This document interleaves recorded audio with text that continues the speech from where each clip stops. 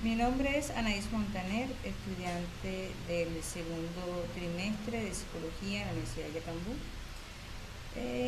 Ahora exactamente estamos desarrollando el tema de bases de la percepción del habla y de la música. Para iniciar la actividad vamos a dividirlo en dos momentos, lo que son las bases de la percepción de la música y luego lo que es la base de la percepción del habla. Con respecto a la música, habría que definir un poco de lo que es la música, considerándola como la combinación de sonidos y tiempos que están llenos de melodías, ritmos y timbres y que además están cargados con significados. Se cree que la música está presente o ha estado presente en todas las culturas, que la música por sí misma es un lenguaje, es el lenguaje musical, y que la música, el lenguaje de la música es previo al lenguaje verbal. La música nos permite de una u otra manera poder entender las emociones que nos pasa alrededor. De hecho, esto se explica cuando vemos una película. Se usan determinados tipos de música para explicar si hay una tensión, si hay un momento de acción, si hay un momento de tristeza, si hay un momento de alegría, cuando de una u otra manera los actores y las actrices están representando algo que sea muy difícil de reconocerlo. O si hay ausencia de esa música, ellos tendrían que ser muy buenos actores para poder que el público entienda cuál es el mensaje y cuál es la emoción que se está manejando en escena. Tiene una gran importancia, una gran relevancia en la cohesión social. De hecho, podemos observar que en el desarrollo del niño, los padres, los maestros tienden a cantarles para que ellos vayan aprendiendo muchas cosas, vayan aprendiendo todo lo que tiene que ver con esa correlación o esa integración social.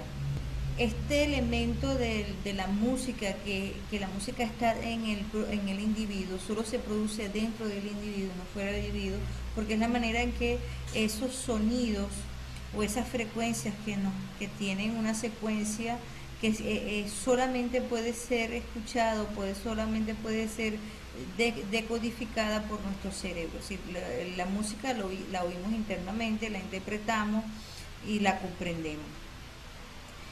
Por lo cual la música genera en el cerebro mucho placer, lo que ocasiona que la estimulación del cerebro se da porque se liberan endorfinas, dopamina, serotonina, por nombrar algunas enzimas que son estimulantes y generadores de placer para nuestro cerebro.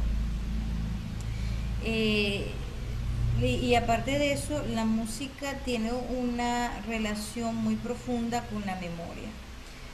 En ciertos estudios se ha comprobado que en pacientes que tienen problemas con el habla y en pacientes que de repente pudieran tener Alzheimer, ACV o algún daño cerebral que de alguna u otra manera les impida recordar o pronunciar de alguna manera palabras, se observa que estos pacientes con estas dificultades en el proceso de memoria del habla, no sucede así cuando se les pone una canción o se les coloca una canción y las personas inmediatamente pueden recordar e incluso recordar las situaciones que vivieron que están relacionadas con esa música o esa canción. De aquí que cuando tratamos de comprender cómo sucede esto en nuestro cerebro, es importante destacar que el hemisferio derecho es el encargado del análisis de los tonos y los timbres. Aparte de eso, realmente percibe lo que es la melodía, nos permite percibir la parte melódica y al mismo tiempo ahí se fundamenta todo lo que es la memoria musical. En tanto que en el hemisferio izquierdo está relacionado con el ritmo, también hay la percepción melódica, el reconocimiento de esas melodías, nos permite el reconocer las melodías, y en caso de los músicos es en el hemisferio izquierdo que ellos pueden analizar las estructuras musicales. En este orden de ideas vamos a observar que vamos a tratar de comprender cómo es la estructura de cerebro en relación a la música. Y aquí vamos a dividir el cerebro, o lo que es la parte del neocortex, en varios subsegmentos.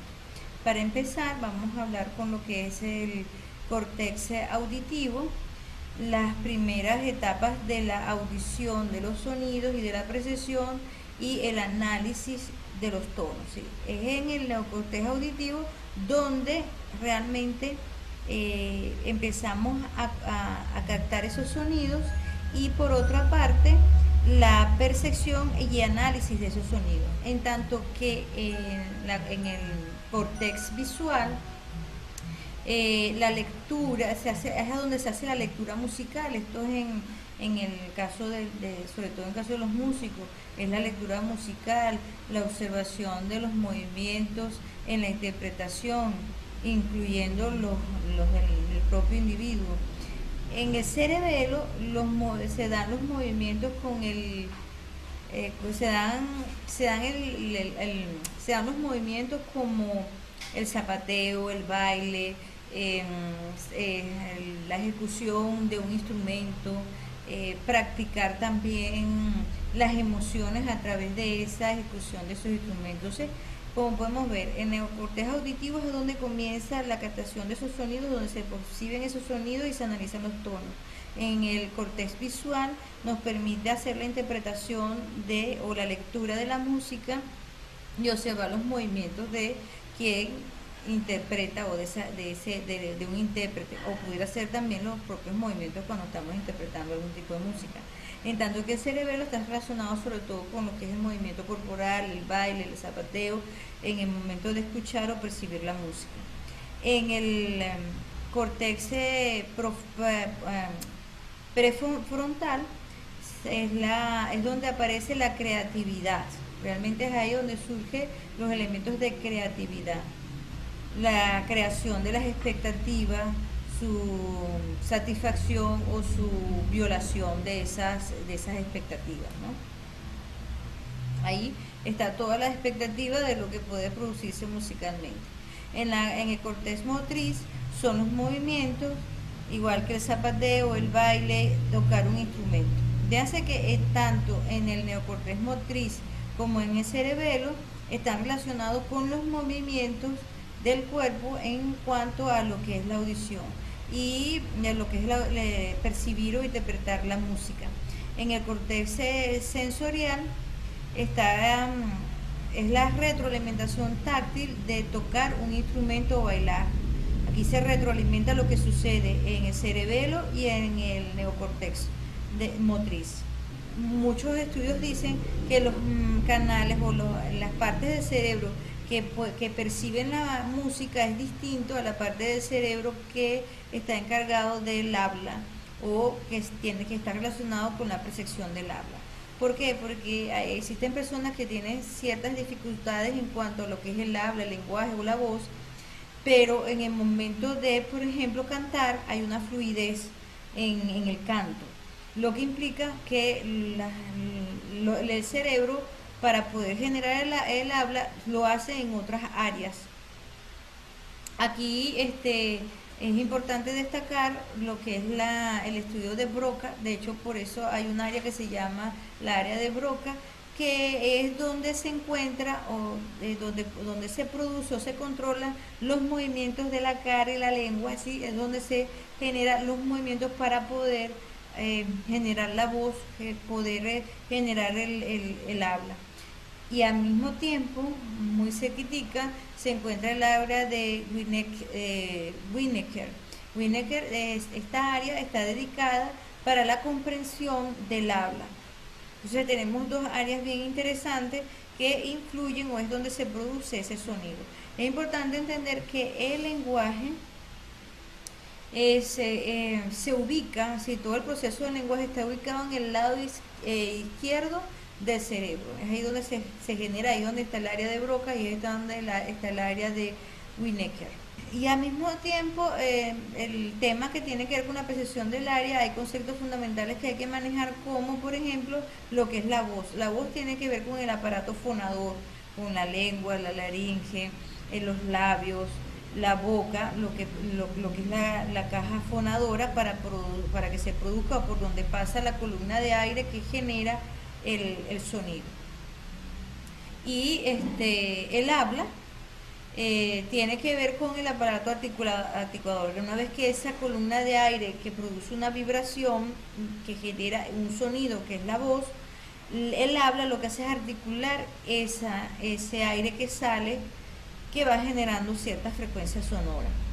En tanto que el habla, el lenguaje está relacionado con el aparato del lenguaje, que tiene que ver con la modulación. Una vez que está articulado, lo que hacemos es crear ciertos sonidos que vamos a llamar palabras.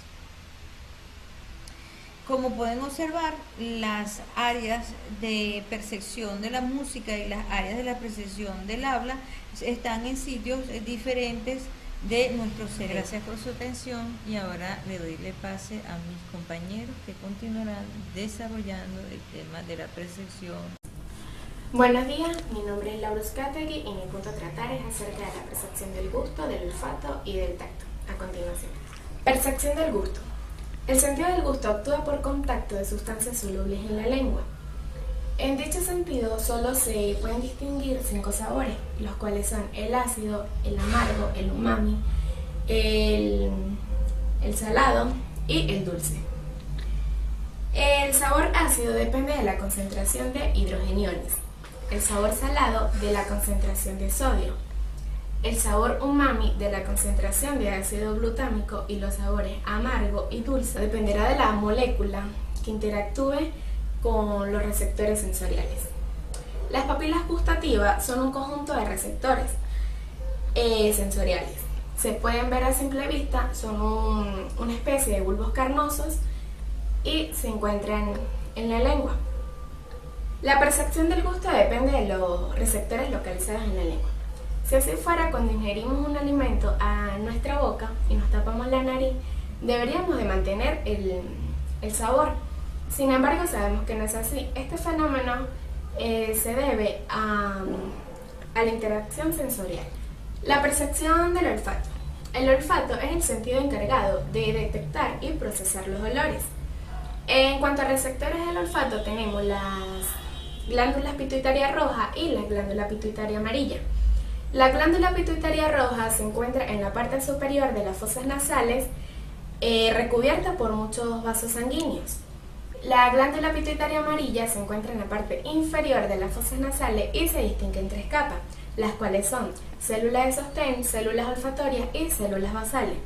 Las células de sostén son células epiteliales cilíndricas que dan soporte físico, nutrición y estimulación eléctrica. Las células olfatorias son células nerviosas receptoras de estímulos químicos provocados por vapores, y las células basales son células madres localizadas en la base y son las que producen receptores de olfatorios nuevos. La percepción del tacto. El tacto es un sentido implicado en muchas sensaciones vitales para el ser humano. El sentido del tacto es la mezcla resultante de como mínimo 4 sentidos epidérmicos distintos, los cuales son el calor, el frío, el dolor y la presión. La vista tiene unos receptores específicos, sin embargo, en el tacto aún se desconocen, que responden al calor, al frío, al dolor. Solo se conoce aquellos relacionados con la presión. ¿Qué es el dolor? Sin lugar a duda, el dolor tiene una función vital para nuestra vida, ya que nos previene, nos comunica y de alguna manera llama nuestra atención acerca de algo que nos puede perjudicar. Es una propiedad de los sentidos y también del cerebro. Muchísimas gracias.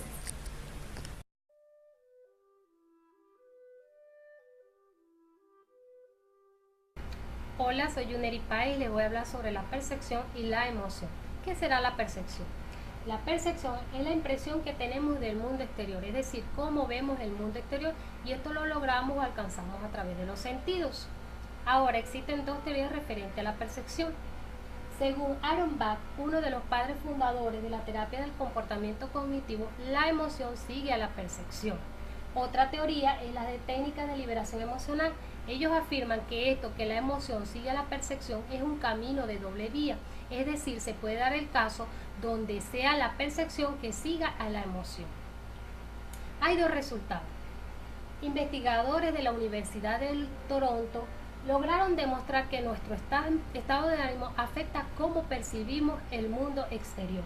Por otro lado, podemos percibir una situación, tener una fuerte emoción, pero cuando hacemos frente a tal situación y tenemos más información, podemos cambiar totalmente nuestra perspectiva y nuestras emociones. Existen tres fases en el proceso de la percepción. Fase sensorial, la cual implica nuestros sentidos. La fase perceptual, donde se convierte en estímulos nerviosos que viajan al cerebro, donde se da la fase cognitiva y el cerebro codifica estos estímulos y da una respuesta a ellos. Hay factores externos que influyen en la percepción. Estos son la intensidad, la repetición, el tamaño y la novedad. También hay factores internos que influyen en la percepción. Algunos de estos son atención, motivos, intereses y valores, características de la observación y la cultura. Sean factores internos o externos, ellos pueden cambiar la perspectiva de cómo vemos el mundo exterior. Hay leyes de la organización perceptiva. La ley de la proximidad. Esta nos indica que entre más cerca estén los elementos podemos ver una unidad. La ley de la similitud, que nos indica que mientras haya similitud o igual dentro de los elementos, podemos ver también una unidad. Y la ley de la continuidad, la cual nos indica que líneas continuas nos pueden dar la percepción de continuidad. La ley del cierre, en esta nos indica que tendemos a completar las imágenes, tenemos la tendencia a crear figuras aunque estén incompletas. Y la ley de la simetría, y es que nosotros tendemos a darle simetría a las figuras, a los objetos. La ley de los movimientos nos dice que los elementos están agrupados de tal forma que nos dan la percepción de que hay movimiento en la figura. Y la ley de figura y fondo nos indica que se percibe mejor la figura que su fondo. Le damos más relevancia a la figura que al fondo. Ahora vamos a pasar a hablar un poco de lo que es las emociones. La emoción son las reacciones psicofisiológicas que tenemos ante los estímulos que provienen del medio exterior. Hay varios tipos de emociones y las clasificamos de la siguiente manera: de miedo, de sorpresa, de aversión, de ira, de alegría y de tristeza. Hay dos componentes básicos en las emociones: los componentes conductuales, que tienen que ver con nuestras expresiones faciales, la de acciones y gestos, que ese es el lenguaje corporal, y la distancia entre las personas. Y los componentes fisiológicos son más que todas aquellas características ante las emociones, que son temblor, ruborización, sudorización, respiración agitada, dilatación pupilar y aumento del ritmo cardíaco. La percepción emocional o inteligencia emocional. La inteligencia emocional agrupa todo aquel conjunto de habilidades psicológicas que nos llevan a manejar mejor nuestros sentimientos, nuestras emociones, a expresarlos de una manera correcta y poder ayudar a los demás. Es una herramienta que nos permite manejar todo este cúmulo de sentimientos, de emociones y darles un uso adecuado. Muchas gracias. Buenas horas. En este momento vamos a hablar sobre la comunicación e interacción en la psicología. Mi nombre es Vladimir Pérez. Vamos a empezar con la comunicación. La comunicación es un hecho que consiste en una simple acción de transmitir un mensaje desde un emisor en un código a través de un canal que llega hasta un receptor. Este receptor lo codifica y lo interpreta de acuerdo a su forma de pensar. Sin embargo, este acto no es solamente decir palabras o transmitirlas a través de un lenguaje escrito. Hay dos elementos que conjugan y juegan un importante papel. Esto constituye lo que se denomina el lenguaje verbal y el complemento, que es la comunicación o el lenguaje no verbal, el cual se asocia a los gestos, los movimientos, las expresiones que tiene la persona en el momento de comunicarse. Esta comunicación transmite la información, transmite ideas, transmite actitudes, transmite las emociones del individuo. Es importante porque la comunicación humana lleva en sí misma un mensaje y el significado de lo que quiere transmitir la persona y el significado de lo que interpreta la persona, lo que facilita la relación entre los diferentes comunicantes. Esto también se denomina los niveles de contenido, lo que habíamos hablado anteriormente. Los niveles de contenido se pueden decir que existe un nivel digital o semántico que constituye en sí el mensaje tal cual como se está transmitiendo, y la parte analógica, que es cómo se entiende, y este entendimiento del mensaje depende directamente del receptor. La comunicación a nivel de organizaciones, a nivel organizacional, involucra 4 aspectos muy significativos. La primera, que se denomina el instrumental, que son actividades normales y rutinarias dentro de un ambiente de trabajo que permiten la consecución de las diferentes actividades que tiene una empresa, una asociación o un grupo. La mutativa es una actividad que es necesaria para generar procesos de cambio. Estos procesos de cambio y de renovación facilitan que la entidad, que el grupo avance en función de un objetivo. La motivacional, que va dirigida y enfatizada a lo que se refiere a la organización de las personas que participan allí y cómo mantener la cooperación y motivación hacia el logro en común. Tenemos también un aspecto a estudiar que es lo que se denomina la parte simbólica. Es el refuerzo de qué es el símbolo de ese grupo, qué es el símbolo de esa organización, qué es el símbolo que representa para poder continuar avanzando. Por siguiente tenemos lo que se denomina la interacción. ¿Qué es la interacción? Conceptualmente hablando, es un proceso que ocurre entre una persona con otra, o con la colectividad, o con un colectivo, con un grupo, con una sociedad, y lo que ocurre entre tales unidades. Para la psicología social comprende el estudio científico de los procesos psicosociales implicados en la génesis, desarrollo y consecuencia del comportamiento interpersonal.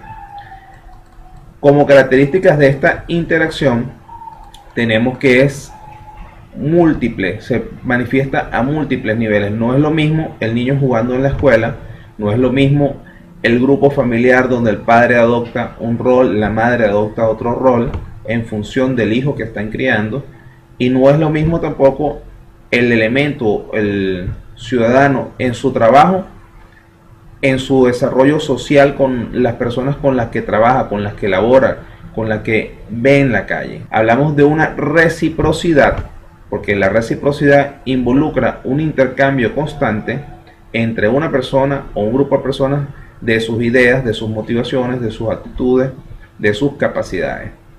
Como variables de tiempo tenemos cuánto dura esa comunicación a lo largo del tiempo, si se mantiene, si se interrumpe, cuánto es el espacio que ocupa en la comunicación en ese momento.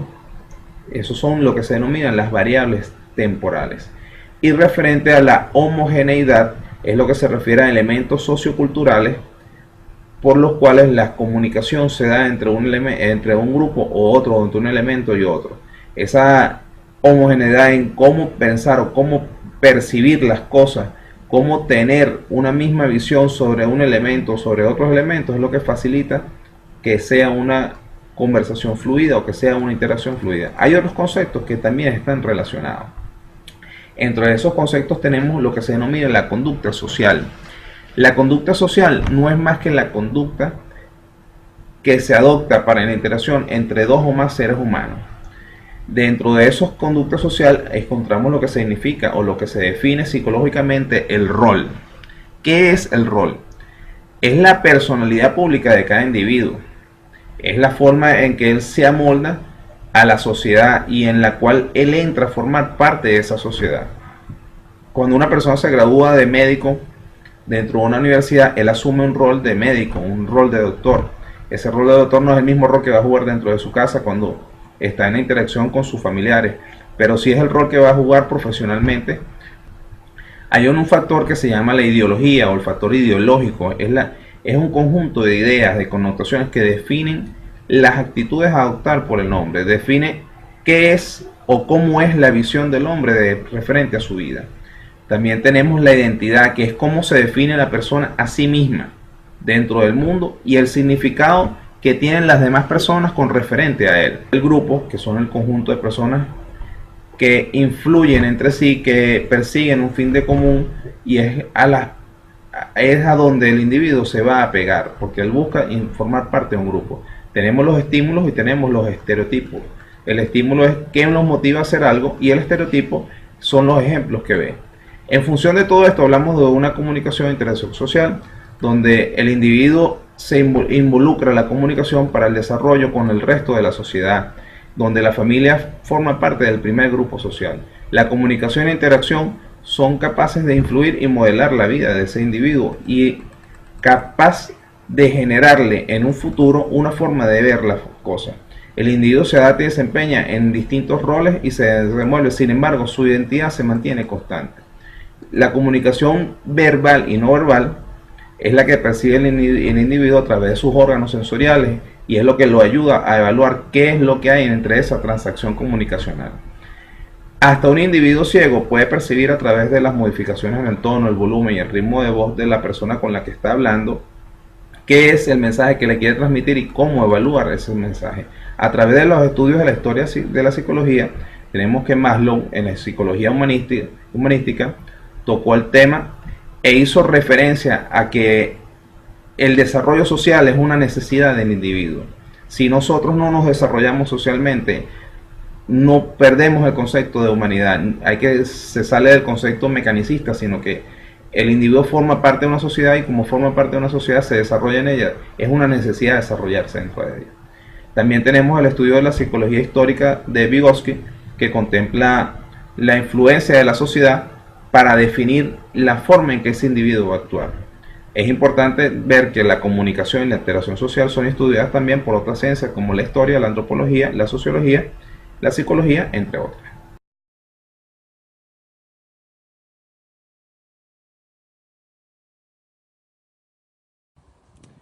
Saludos, profesora Yepes, saludos, compañeros.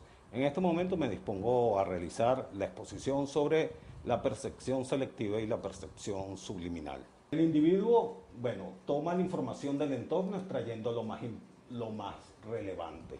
Es decir, está haciendo una selección de información de su entorno, selecciona la información, el cerebro selecciona la información, la clasifica, la almacena, la compara con otros objetos o situaciones sucedidas en el pasado. Si es algo nuevo, añade información adicional, que en este caso serían las ilusiones. También estarían entrando aquella percepción subliminal, aquello de lo cual el individuo no es consciente, más sin embargo esa información se está almacenando en el cerebro y el individuo, una vez que esta información si se repite en el futuro, el individuo es capaz de preguntar o sentir, decir, escuché algo, vi algo. Es decir, hasta el momento en que es consciente y puede darle una representación mental, una forma, un nombre.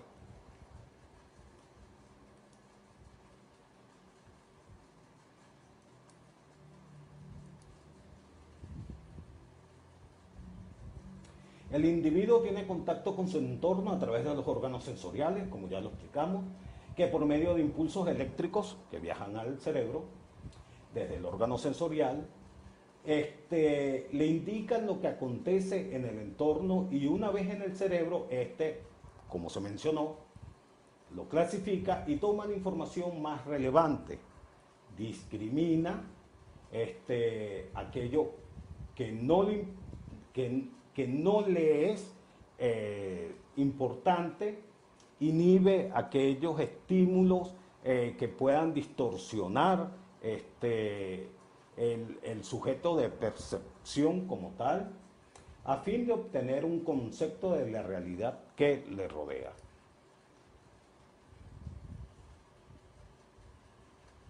Ahora bien, el individuo toma la información del entorno, lo podemos ver en esto es una representación gráfica de lo que sería un proceso de percepción, y podemos hablar aquí ya inclusivamente de lo que es la percepción selectiva y la percepción subliminal. Toma información del entorno de forma consciente o inconsciente a través de los órganos sensoriales. En este caso estaríamos hablando de la visión. Esta información consciente o inconsciente es enviada a través de los órganos sensoriales, convertida en impulsos eléctricos, y viaja hasta el cerebro. Una vez ahí, la organiza, la clasifica, descarta aquella información que no le es de interés o que no le es relevante al individuo.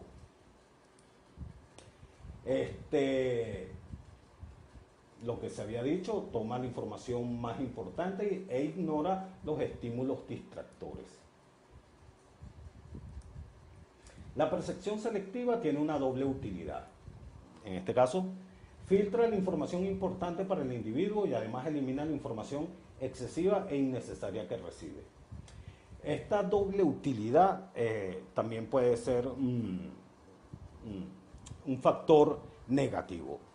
Es decir, el individuo cuando selecciona, es decir, cuando el cerebro selecciona aquella información de un objeto, hablemos de un objeto, selecciona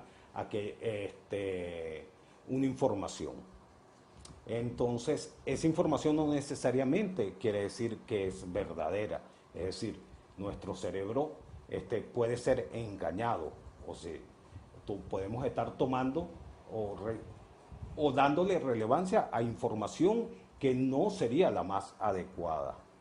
También tomamos, como se dijo anteriormente, información de la cual el individuo no es consciente y que puede afectar su comportamiento sin que éste se percate de ello. Pero en este caso, hablando de la información selectiva, el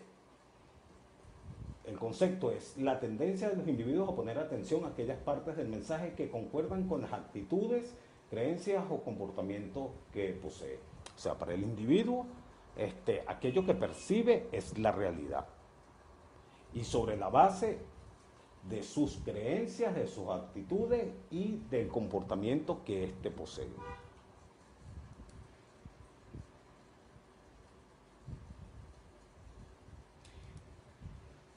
La percepción selectiva filtra la información importante para el individuo y además elimina la información excesiva e innecesaria que recibe. En el gráfico anterior, se podía percibir, o sea, el individuo toma de ese conglomerado de círculos de verdes y de tonos verdes azulados, de tonos naranjas y marrones, toma la información más importante. O sea, hay un proceso atencional, el individuo hace una focalización y toma aquello que es lo más relevante. En este caso, unifica, le da un sentido a ese orden de esa cualidad que sería el color, que en este caso era un color en naranja, le da una cualidad y lo toma y el cerebro lo procesa, y entonces si esa representación ya existe, esa representación mental ya existe, la compara hasta obtener, en este caso era el número 6. La atención y la percepción están íntimamente relacionadas, como ya se dijo, están los procesos atencionales, las partes de teorías que se han desarrollado, las teorías como la de Posner, en las cuales habla de la atención, de los procesos mentales, de los procesos fisiológicos involucrados en la atención, y que son dos conceptos diferentes, pero que están aunados en en ese constante de recibir información del exterior. No se puede atender a todos los estímulos y la atención es el proceso que selecciona lo más relevante para percibirlos mejor. O sea, con las nuevas teorías, la atención juega un papel muy importante porque sirve de filtro para seleccionar aquello que es más relevante para el individuo. En este caso, bueno, hay un fotograma de la serie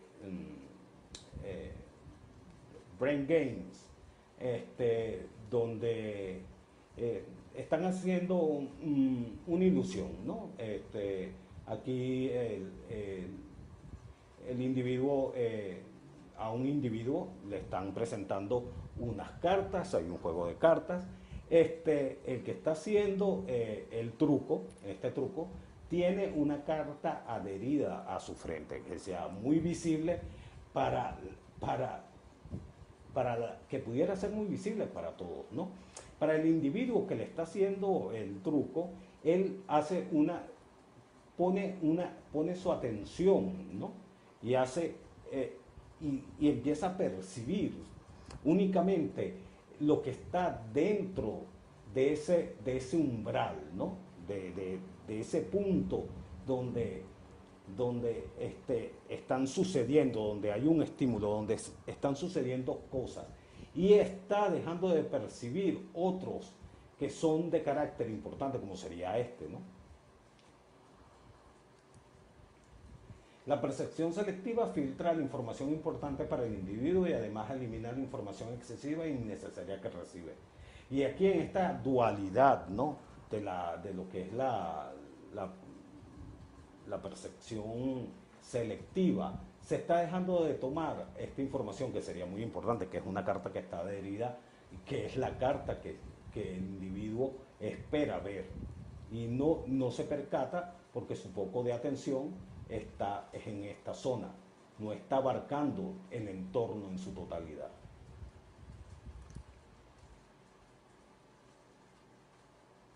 El tiempo, las actitudes de las personas y otros factores situacionales influencian la certeza de la percepción. Como ya dijimos, no todo lo que percibimos es certero. La percepción selectiva tiene su base en los intereses y actitudes y experiencias del individuo.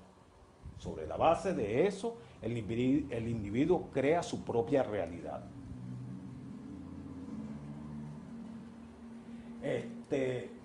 En este gráfico podemos ver exactamente eso, la parte positiva y negativa. Es decir, uno de los individuos ve 3 tablones, otro ve 4, pero para cada uno es su realidad, ¿no? La percepción selectiva tiene su base en los intereses, actitudes y experiencias del individuo, como ya lo mencionamos. Este individuo ve 3 y si los contamos hay 1, 2 y 3. Este ve 4 y también si lo contamos 1, 2, 3, 4. Entonces hay 2 realidades, ¿no? Hay 2 realidades. Ese sería el lado negativo de lo que es la percepción selectiva. Se debe a que los juicios que realiza el individuo de otras personas o situaciones u objetos no siempre son acertados. La percepción subliminal se puede definir como un proceso de extracción y análisis de información de estímulos de los que el sujeto no es consciente. Es decir, independientemente de que se está haciendo un proceso de percepción, de que hay una percepción selectiva, el individuo no es capaz de ser consciente de que el cerebro está también procesando información de su entorno, de la cual de forma inconsciente, y esa información es almacenada temporalmente. Ahora bien, si ese estímulo, si ese objeto, si aquello que de lo cual el individuo no es consciente se repite en un periodo determinado con mucha frecuencia, el individuo puede ser capaz de percibir, ya comienza a saber que vio, que escuchó, que logró sentir algo,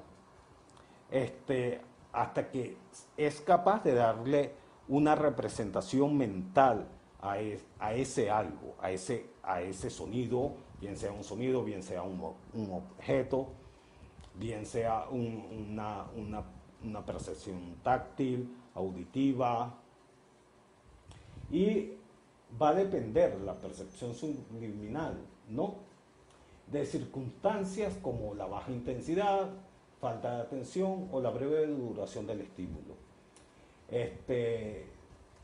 Más puede determinar la conducta de la persona al margen de su voluntad consciente, es decir, puede influir en el comportamiento de la persona, aunque éste no sea consciente de ese estímulo.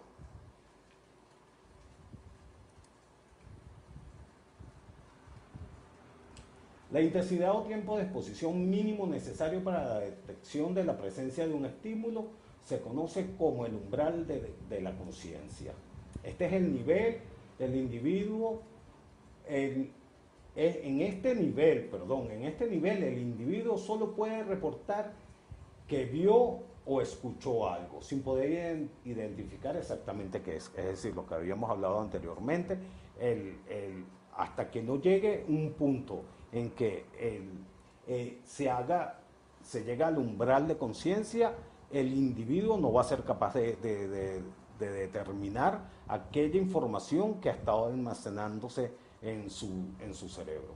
Cuando se llega a ese umbral de conciencia, el individuo es capaz de decir, escuché algo, sentí algo, vi algo, hasta que en la frecuencia con que se vaya repitiendo le dé una representación mental a ese qué. Los mensajes subliminales no producen un efecto duradero en el comportamiento, a no ser que estos estén presentes en la vida de las personas de forma excesiva.